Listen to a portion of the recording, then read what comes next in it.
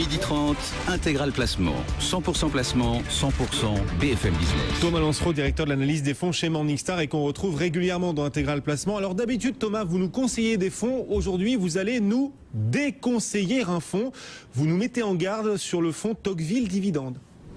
Oui, alors c'est un fonds dont la note était longtemps restée sous surveillance chez Morningstar, puisque l'équipe avait en effet connu une certaine instabilité. Le gérant historique du fonds, Jacques Burlot, avait quitté la société en mai 2013. La gestion du portefeuille avait temporairement été confiée à Don Fitzgerald, qui est un gérant d'Action Europe de l'équipe, ainsi qu'à Daniel Figuera, le directeur de la gestion. C'était pour une période temporaire. Un nouveau gérant a été recruté fin novembre 2013, Michel Saunier, et c'est lui qui va maintenant co-gérer le fonds aux côtés de Don Fitzgerald. Nous sommes donc de nouveau en mesure d'attribuer une note à ce fonds et le fonds a été noté négatif. Sympa pour l'accueil de ce nouveau gérant.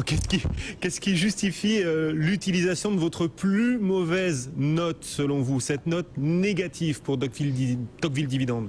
Alors écoutez Guillaume, plusieurs éléments. Tout d'abord, nous souhaitons voir les équipes se stabiliser et nous notons qu'aucun des deux co-gérants actuels ne dispose d'un track record, d'un historique de performance sur une stratégie similaire, c'est-à-dire la gestion d'actions européennes avec le thème des dividendes. Le nouveau co-gérant, Michel Saunier, a entrepris de remodeler le processus d'investissement afin d'améliorer la performance et de diminuer la volatilité du fonds. Mais ces changements ne sont que graduels et le portefeuille actuel ne reflète pas encore totalement les vues de ce nouveau tandem. Il y a donc encore des nouveaux changements à attendre dans le portefeuille et comme vous le savez peut-être, chaque transaction donne lieu à des commissions de mouvement et les commissions de mouvement qui s'ajoutent aux frais de gestion et qui contribuent à faire de Tocqueville Dividende l'un des fonds les plus chers de sa catégorie. Alors que les performances sont vraiment pas terribles. Alors les résultats à long terme sont mauvais, disons-le carrément. Sur 3, 5 et 10 ans, le fonds se classe dans le dernier quartile à fin 2013. Néanmoins, il faut quand même relativiser ce track record en soulignant que jusqu'à 2010, le fonds était essentiellement investi en actions françaises. Et encore au dernier portefeuille collecté par Morningstar à fin décembre 2013, il y avait 45% d'exposition à la France. Ça doit baisser. Néanmoins, en revanche, en 2013, la performance est vraiment restée à la traîne de la concurrence.